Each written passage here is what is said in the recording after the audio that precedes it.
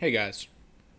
So Matt Walsh has been repeating another abysmal conservative talking point lately, and that is that Planned Parenthood is racist. Now, I'm no fan of Planned Parenthood or abortion. I myself am pro life, but I'm not necessarily always anti abortion because sometimes the abortion can be the more pro life action. Like, if the baby is retarded or deformed, for example, it can be more pro life to abort and have a healthy one. But in general, I am against almost all abortions, and so therefore against Planned Parenthood. But these kind of arguments are just terrible. I mean, Matt Walsh's case that Planned Parenthood is racist rests on two pillars. First, Planned Parenthood supposedly aborts a disproportionate number of black babies. Now, there are plenty of possible explanations for this besides racism. But how is this any different than BLM's arguments? Because their arguments are all about, disproportionate outcomes. Like, according to BLM, cops are racist because blacks have a disproportionate number of encounters with cops.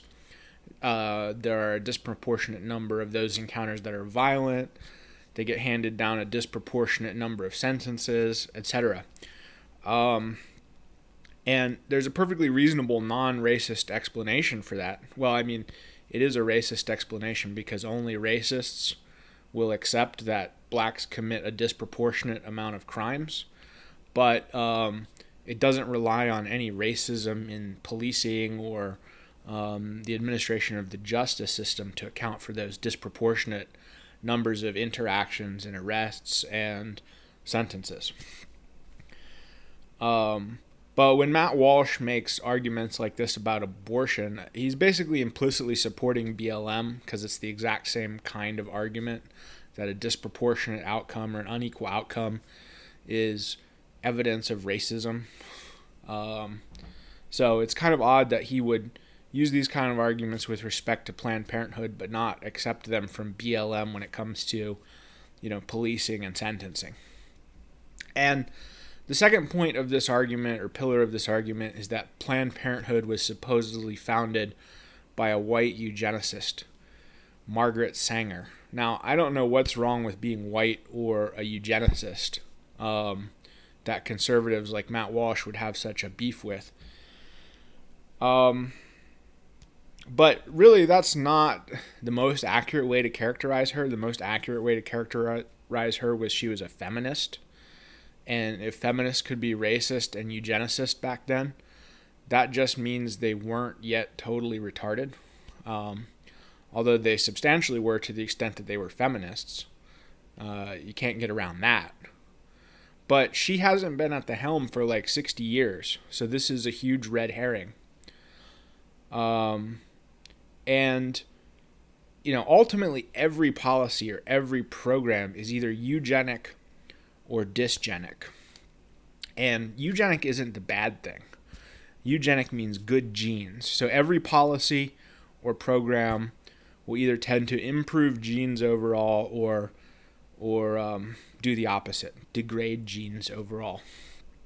And, you can see this with almost anything. Welfare is dysgenic because it proliferates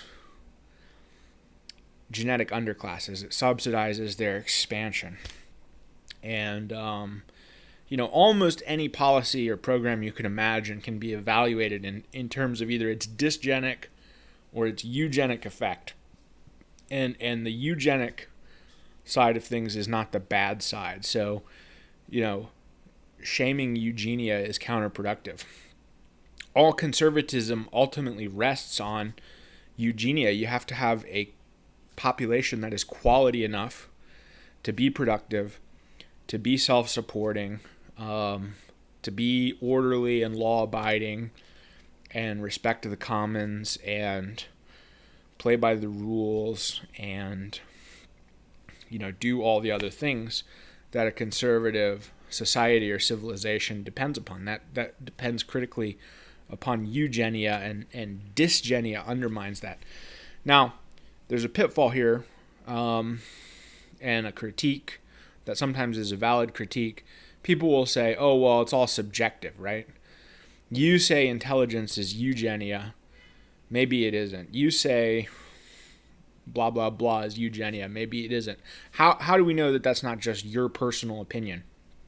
And there actually is an objective way to distinguish between eugenia and dysgenia, at least in terms of the policies and programs, because if a policy or program is proliferating genes that make it more stable over the long term, or more sustainable, or more capable of being built upon,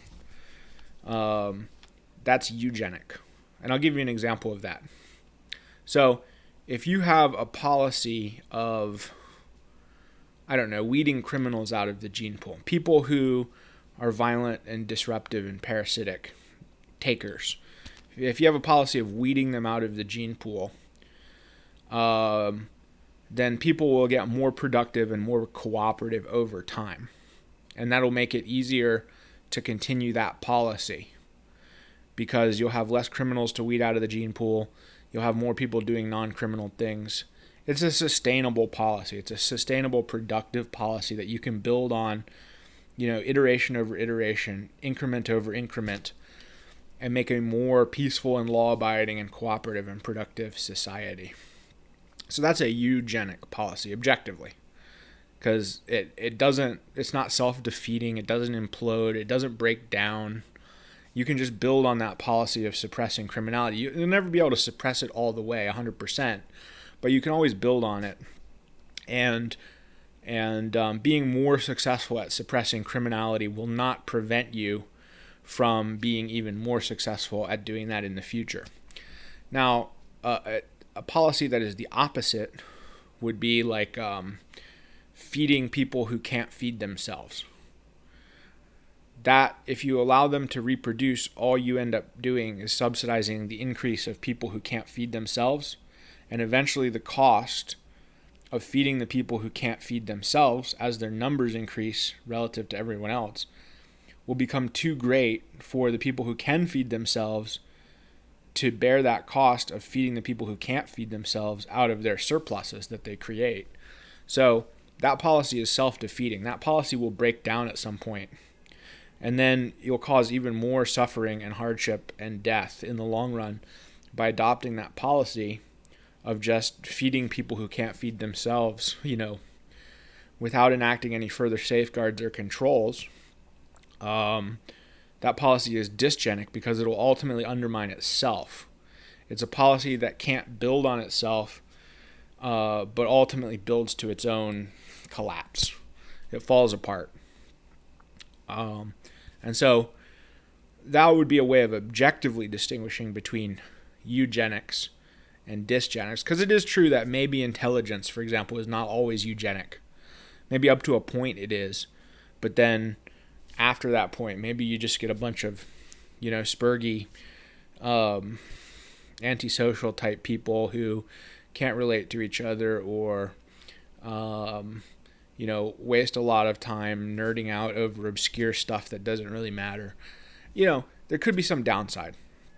It does seem that there's at least potentially a downside to extremely high intelligence. So if the average was too high, or there were too many people above a certain threshold, maybe that would be problematic. So maybe it's not always eugenic to have more intelligence. But any program or policy that creates benefits or gains that can be built on incrementally without undermining the whole program or the whole policy, I think we can objectively classify as eugenic.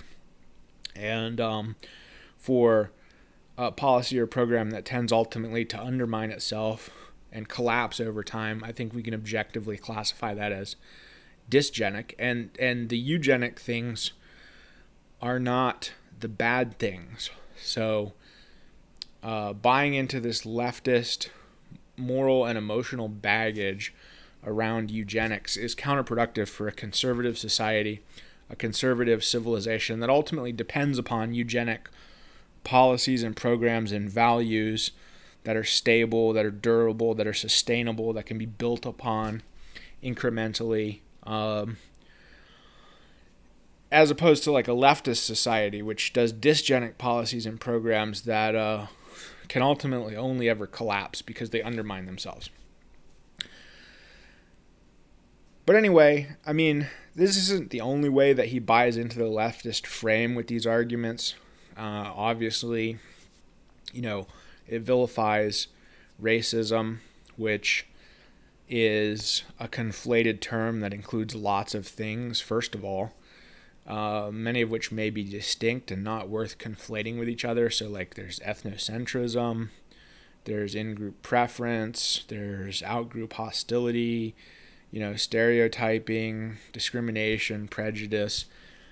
These are kind of distinct things. Maybe they overlap to some degree. Maybe they're related to some degree. Maybe they're correlated to some degree. But they're still distinct things, and so conflating them does more to obscure what's going on than to illuminate what's going on. And to vilify them doesn't make a whole lot of sense because they all have natural explanations and rational explanations in terms of people's like incentives, their individual incentives or their group incentives. And it's also very unfairly applied because this moral and emotional baggage associated with this Marxist term of art, racism, is only ever applied against white people. It's almost never applied against non-whites, certainly not with any kind of degree of consistency or severity like it is against whites. And, all of these things, non-white ethnocentrism is encouraged, not suppressed. Non-white, in-group preference is encouraged, not suppressed. Even out-group hostility, I wouldn't say it's necessarily encouraged in all cases. Some cases it is, but it's certainly tolerated in most instances. So it's very disproportionately applied against one race in particular. And so it's not a fair term or an honest term. And so buying into this term and trying to use it and flip it around a little bit, or even, he's not even really flipping it around because he's applying it against a white person, supposedly. But, it's just bad. It's bad to buy into the leftist frames and accept the leftist values and accept the leftist definitions in any kind of context. So don't do it. But I mean, maybe the worst problem with this argument is that nobody cares. Like, the leftists don't care about these kind of arguments. You're not going to convince any leftists of anything using these kind of arguments like Planned Parenthood is racist. The blacks don't seem to care even. Sometimes you can provoke some infighting by trying to get leftists to apply their own definitions consistently. You can maybe pit some groups against other groups more than they might otherwise be, but this doesn't seem to be one of those cases. So you're just going to accomplish nothing except for reinforcing leftist frames, leftist values, leftist assumptions, leftist conclusions with arguments like these. So just don't do it.